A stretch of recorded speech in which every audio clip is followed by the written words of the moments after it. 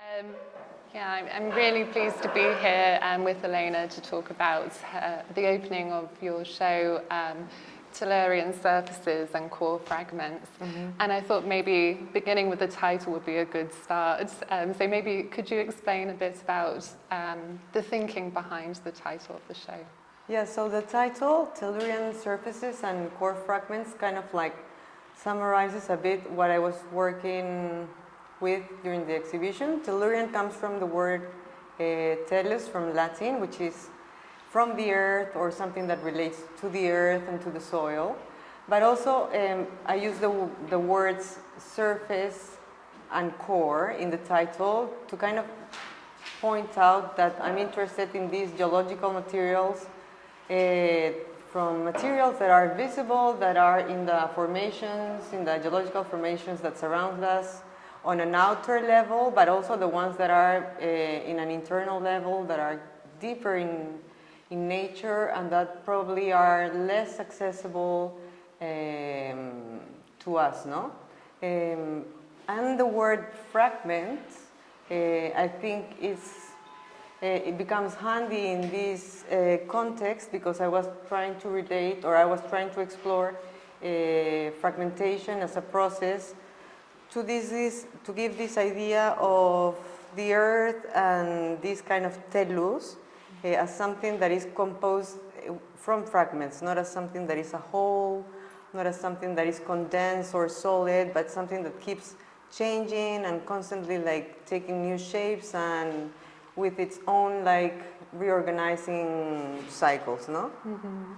And I think this idea of interiority and exteriority, which is one of the key themes in your exhibition, I think this also very much relates to how we also think about our own bodies and kind of thinking about the body of rock or lithic bodies as a way of kind of going back to thinking about ourselves and how we are also mineralizing. Yeah, so you said something earlier when we were speaking about the works, and you said, like, for example, what remains unknown and not visible is something that sometimes doesn't worry us, like, because we don't have a more direct relation to it, not as something that is not on the surface, something that is not on the skin level, it's not visible, so then we kind of like push it further or like towards the side, no? And I think we have to understand the surface of the earth not as an ultimate or first a layer or a top stratum of the earth, but something that keeps changing because we keep digging, we keep building on top. So it's really a question of what you understand as surface, as what you understand as interior, no? And I think this kind of idea of interiority, or this question about interiority, it's something that I try to explore in some of the works, specifically in the case of unfoldings on that wall, no? And I think also this idea of the surface, and the way that you talk about the scars and fissures and kind of wounds, particularly with the Tellurian signals work behind.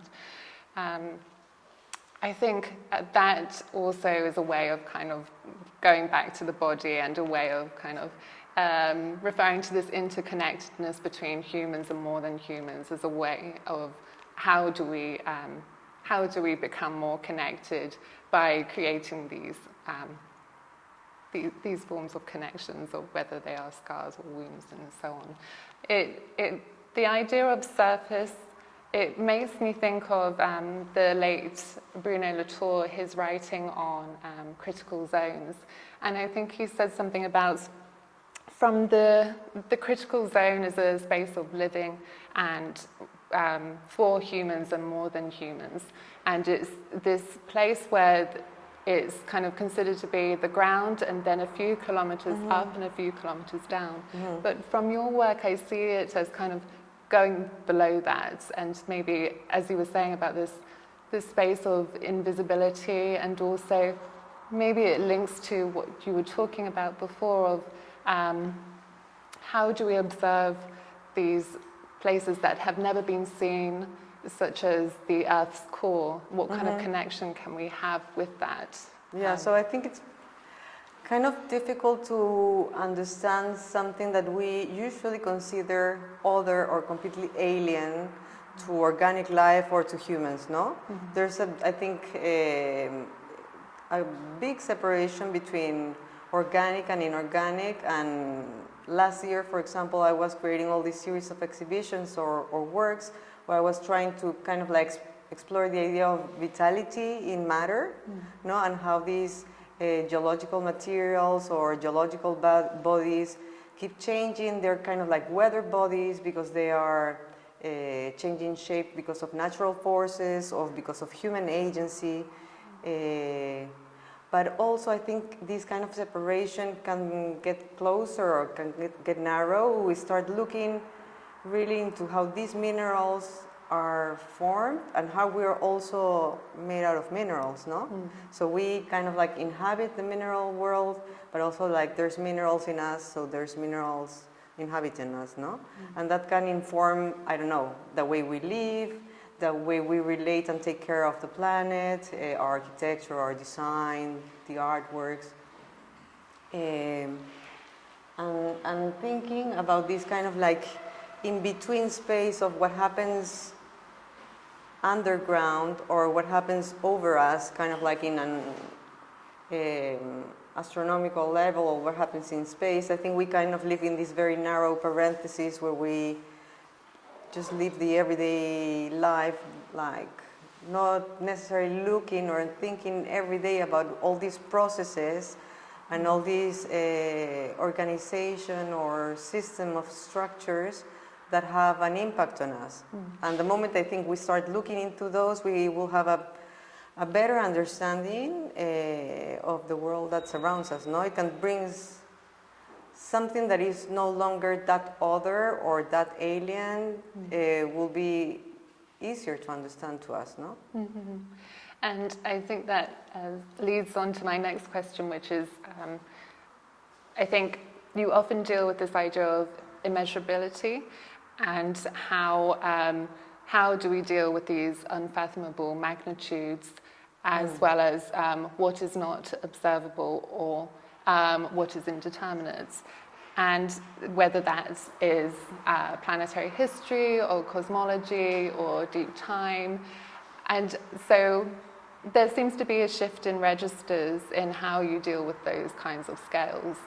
And so I wonder if you could say a bit more about sort of a bit more where it's this idea of the unfathomable magnitude and then how it is brought to the everyday and how there is this kind of interscalar play which operates within your work. So I think when numbers, it's not exactly like a fear of numbers, but I think that when numbers start getting bigger, they become more difficult to understand. So for example, if we think of geological terms and we start talking about deeper time, we know that the Earth has formed like for 4.5, 4.6 billions of years. That's very difficult to understand and to compare to our everyday, because our lifespan is so short in comparison to these like geological events and these different timescales. And we usually tend to understand time and history as something linear. And I think that the moment that we get apart from that and this, we're not like bounded by this linearity, it becomes a bit more easy.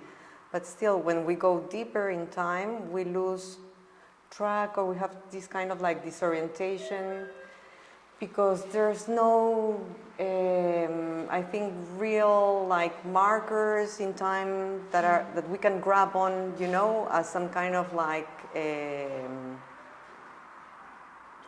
don't know, like sign of like how long was this period, no? It's like markers that we can like relate to.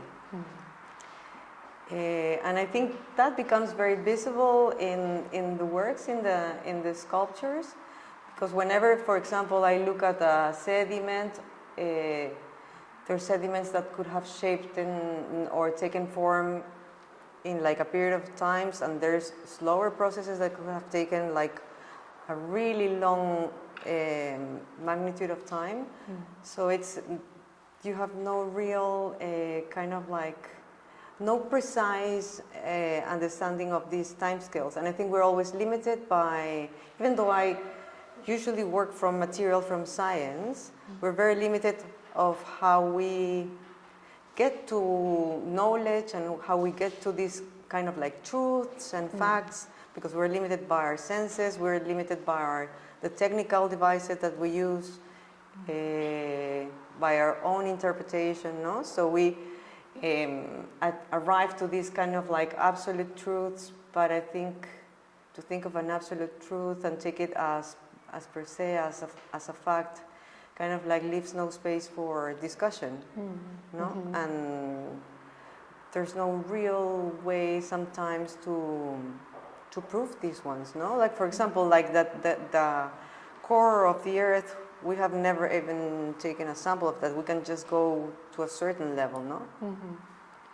Yeah, and I think also the way in which you move beyond this idea of scientific knowledge as a form of absolute truth and undermine that.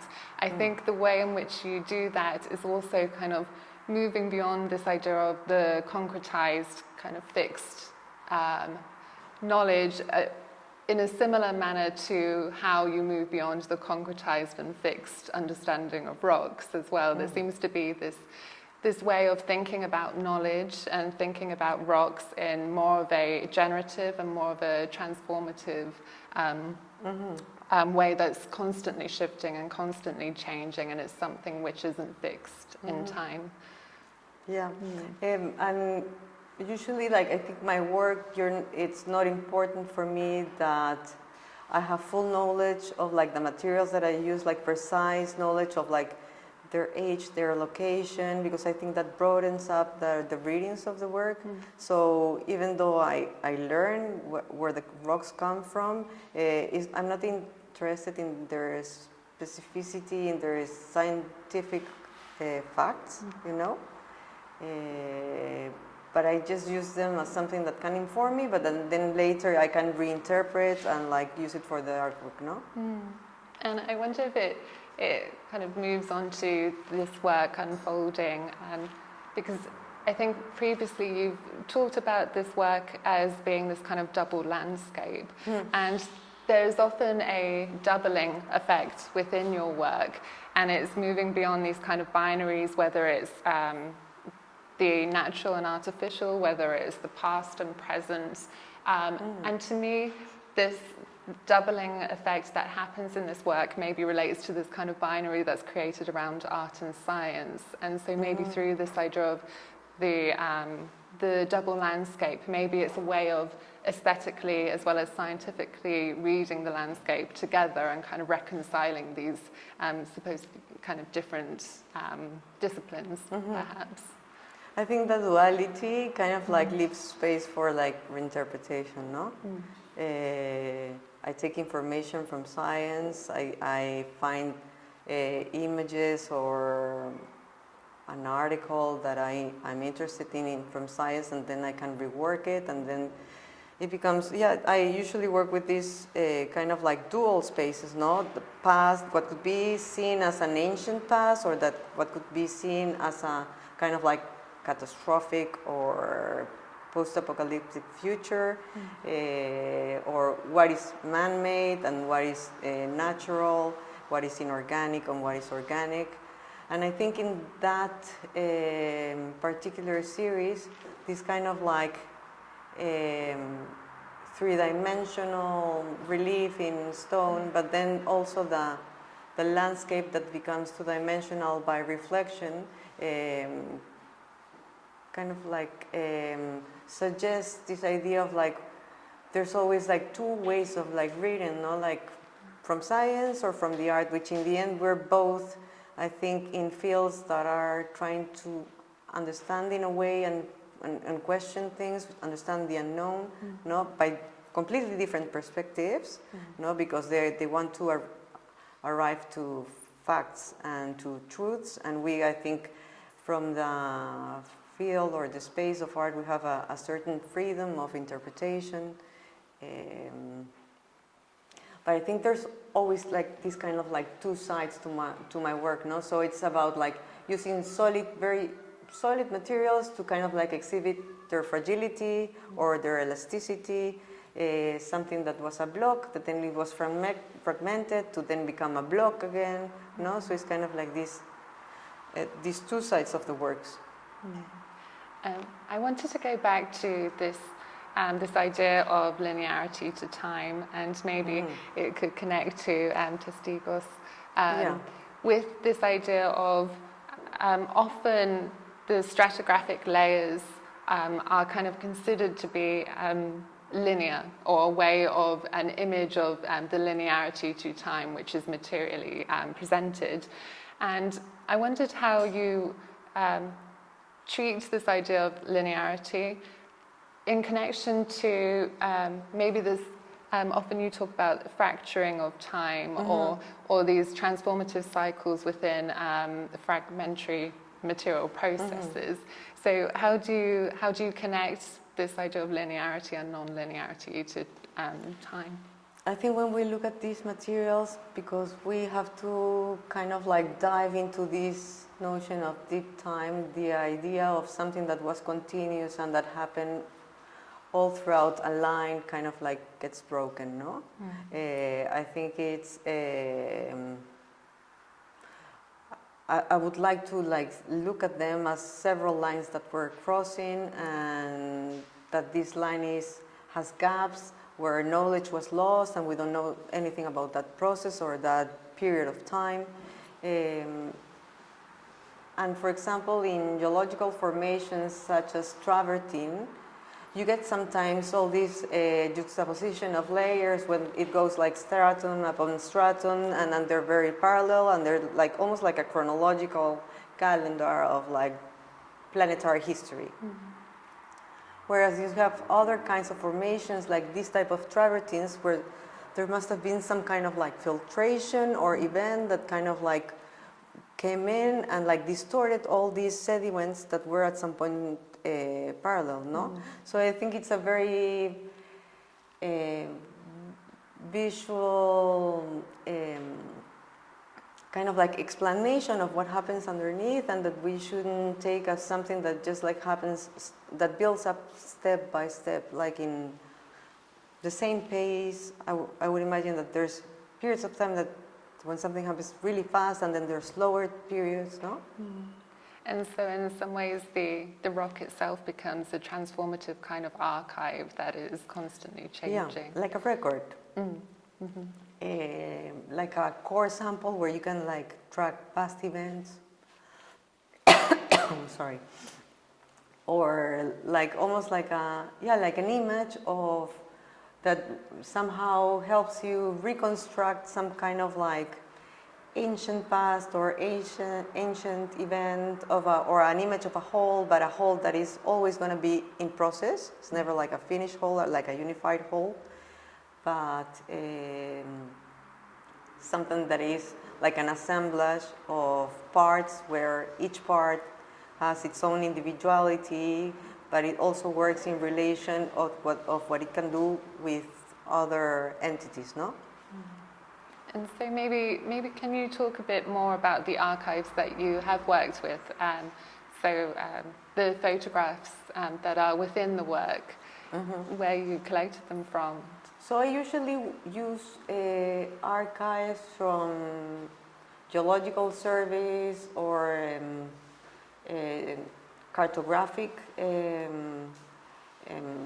public archives, or sometimes I use even images from found books or secondhand books that I started collecting probably like 15 years ago. In the case of this exhibition, there's two series of works that use found images. One is from like the one that you see at the back. Those are from the US Geological Survey, and those are done by combining photographs from the Rocky Mountains, from the Montana earthquake from the late 50s, which completely changed the terrain in the area, no? So it was like it created these really long two scarps in the terrain with images of like geological specimens. And then there's going to be a second collage in the other room, in the room contiguous to us, where I use two images of two different mountains in Yosemite, where you can see like all these like granite formations that have started like eroding and collapsing by a process that is called exfoliation. And granite, which is considered to be one of the most solid and stable materials in the earth, just started peeling like an onion, no? So I go from banks of geological, but I'm also interested sometimes in astronomy, in cartography, so everything that relates to sciences that study the earth. And then I have created some kind of like system or inventory to classify the images of these archives that I use, no? That becomes very handy when you have, I think I probably have now about 20,000 images. So Wow. Yeah. you need some kind of order, otherwise I would get lost. And maybe I'm kind of curious to hear a bit more about this idea of layering, or like the work where you were saying it's kind of the materiality is a kind of onion with the layers, but also maybe, and I think this was mentioned earlier, but there is a kind of fictioning that's happening there where it's multiple documents that are layered together. Kind of how do you, I guess this returns back to this idea of moving beyond absolute truth. Yeah. And science itself being a kind of fictioning, right? But yeah, maybe you could say a bit more about the reasons. So I think it's also, that goes back to what we were talking about this duality, no? So it's past, but could be future. It could be something that is like in a process of generation, or it could be something that it's in a process of decay or getting disintegrated. And I think it's also this duality about the real and the fictional, because I'm not trying to depict at any point any specific geographic point or any specific geological formation, but I think what I'm interested in is combining all these fragments of different kinds of formations or different kinds of materials to kind of like create a broader image of what happens in the world around us, no? Again, this idea of the assemblage. And maybe, do you want to say a bit more about the assemblage? I know that you're inheriting that from Deleuze and Guattari's understanding. So I think Deleuze and Guattari use this notion of the assemblage to define this collection or this gathering of elements that could not be taken as a unified whole, but it's different elements that could work on their own, but they also work by association to what they can do as a group, no? So if you take out an item from an assemblage, then it will be completely different to what it does within this group or this collection of items. And it's something that is always transforming and is non-totalizable. No, it can be not reduced to the properties of the whole, but it retains the properties of each unique fragment that compose this assemblage. And I think that kind of like notion kind of like informs also the reading of the works, for example, of this one, of the central one, where all the pieces were done from a large block and they were shaped almost like core samples, where each core sample gives you some kind of like insight of what was happening to the earth. But I think once you put them together, they start doing something else and they start reconstructing all this kind of like formation that happened in this area in the quarry. And it's how you, and it can change if you add more things or if you take one thing, no? So it's this kind of like properties that keep changing depending on how you put them together, no? And do you want to say a bit more about the influences behind that work, and coming from sort of your architectural background, perhaps? Yeah, so this piece, I think the formal aspect of this piece was it takes inspiration in a screen that I saw from Alvar Aalto. It's a very popular screen 100, that was done with very thin stripes of wood. And I really like this idea of using this natural material to create this organic shape. And in this case, it's travertine, which is usually not used for something light or for something flexible that you will be able to move the shape around. But the way that it's done, I think it creates this kind of structure to the space, this kind of partition to the space, but while still allowing visibility to what is next or to what is on the other side, no? So even though it's done in stone, it has a lightness to it, no? Mm. And we were also talking about the positioning and the curatorial side of how the artworks have been placed within this exhibition. And it's interesting how the room behind us, there's a kind of quietude to it, and there's a different kind of experience. Yeah, so I think in itself, rocks are quite quiet, no? They're always perceived as inert, unmutable. You say unmutable or immutable? Immutable, kind of this heavy, with not a certain type of vitality. But I think when you look at this room and the way that it's displayed, even though it's very according to the architecture, there's so many things happening in the different materials that it kind of speaks more and more loudly than the next room, where you have this kind of quietness of this piece on the ground that is, I think it refers to flatter materials, and then you have one single image that makes the room more symmetrical and gives a lot of space to breathe around the works, no? Mm. And just, I want to just go back to this idea of assemblage, and maybe the way that you talk about of these different agents within the assemblage. It feels very much like, I know that it's you have an interest in the field of new materialism, and perhaps there's a kind of collaborative way in which you produced the work, where it was a collaboration between yourself and the rocks. Mm-hmm. Perhaps there's more of a kind of horizontality to that kind of agency, instead of there being a kind of verticality maybe, and a kind of the human artist being kind of the dominant sort of position within that. For example, when you go to a quarry, or when you go to these kind of marble factories where you find these gigantic blocks, they're usually covered in dust. So you have to wash them a bit to discover what is on the outside.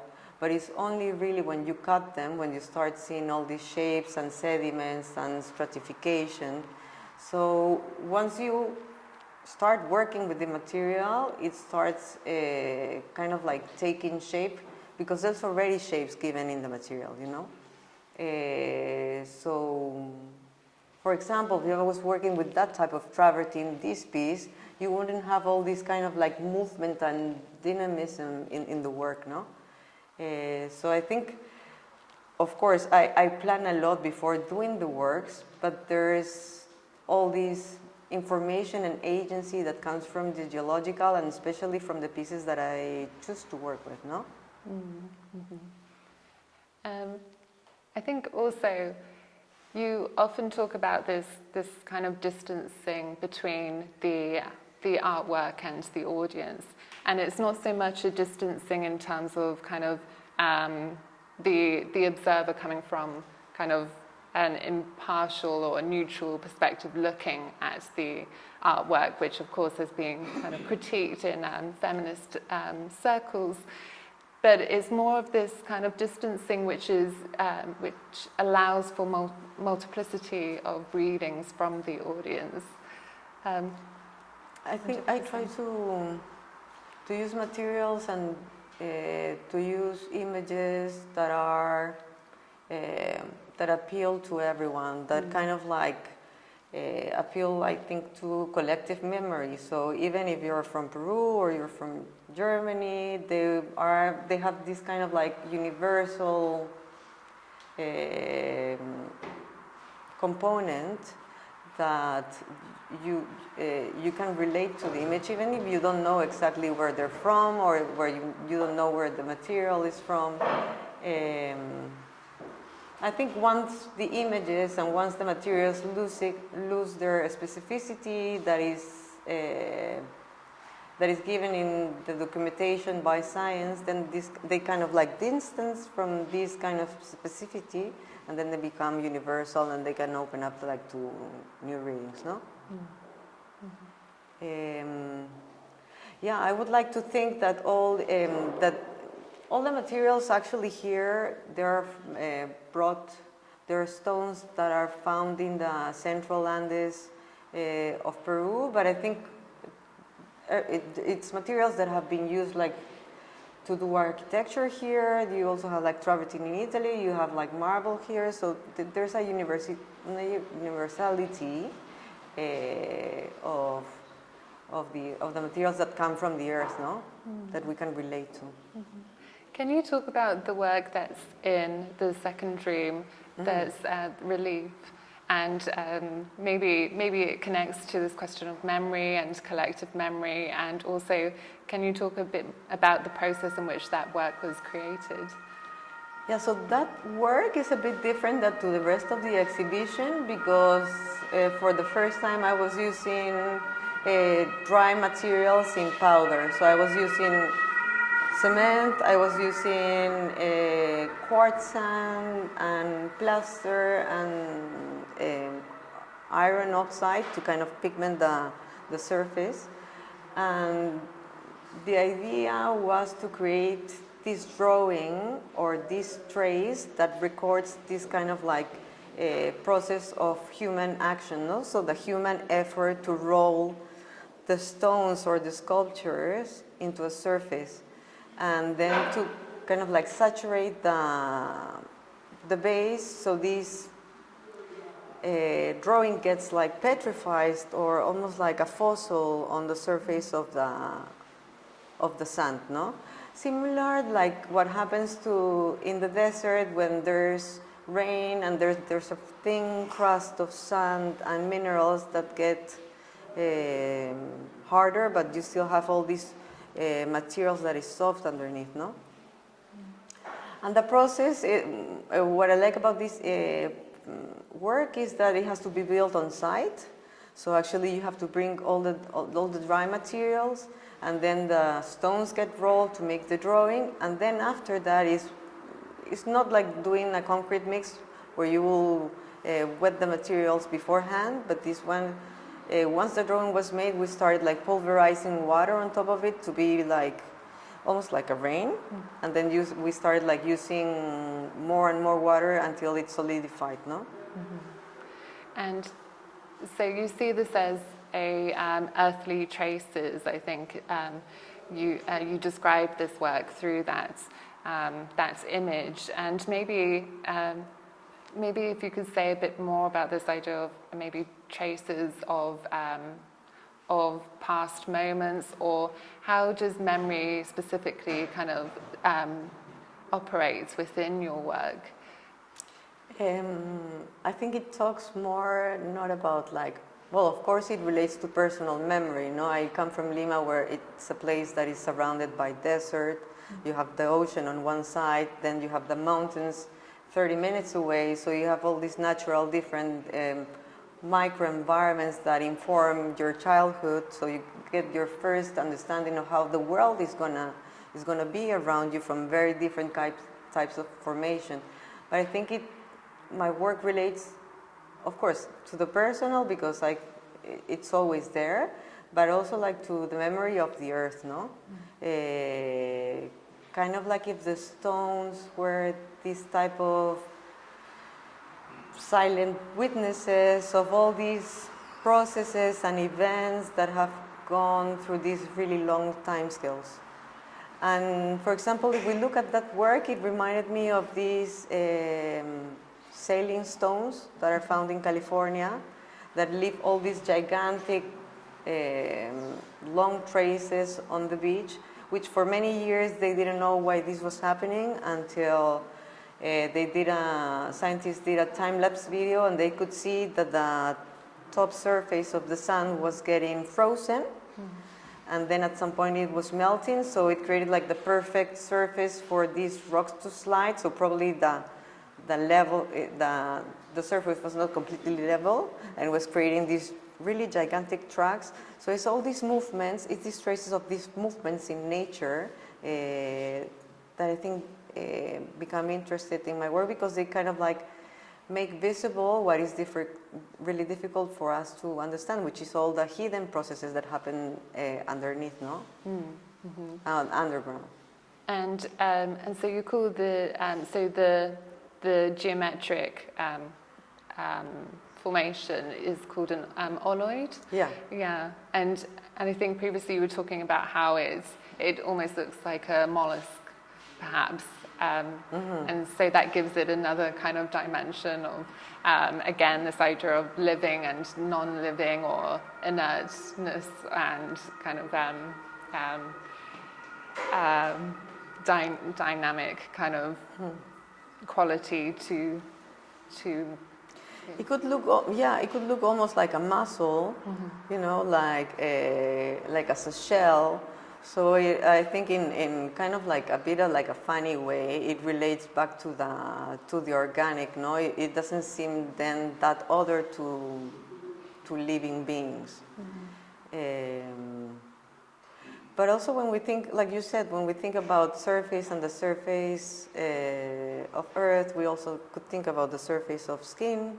So these connections start coming up, no? Between the geologic and then the organic. I think we're almost out of time, but I wondered if maybe there was one or two questions from the audience for Elena. Okay, well, perhaps I'll end it with the final question of kind of what's next. What are you currently? What are you thinking of, sort of working on in the future, and where are you going from here? I think I'm going to start doing a project that is looks at like again the internal materials of the Earth, but going deeper like into caves to see these kind of like formations that happen inside caves, or these formations like stalactites and stalagmites.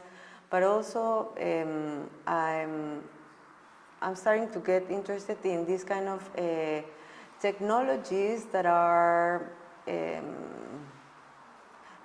trying to solve this problem of the climate change. So for example, what can they do in nature, like they're planning like to do this kind of like surface of bubbles on ocean levels, kind of like to bring down the heat of the water. And I have